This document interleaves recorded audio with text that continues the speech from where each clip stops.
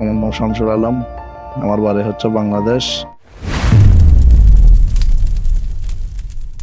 আমি দুবাইতে থাকি।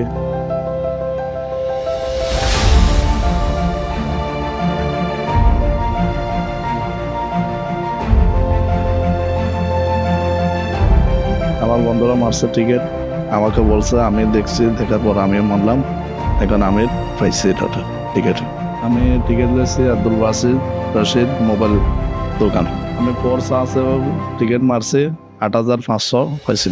আমি মারছি টিকিট, আপনারাও মারেন, আপনারাও ট্রাই করেন, আপনারাও পাবেন ইনশাল্লাহ। I like UN, I trust UN, UN the best.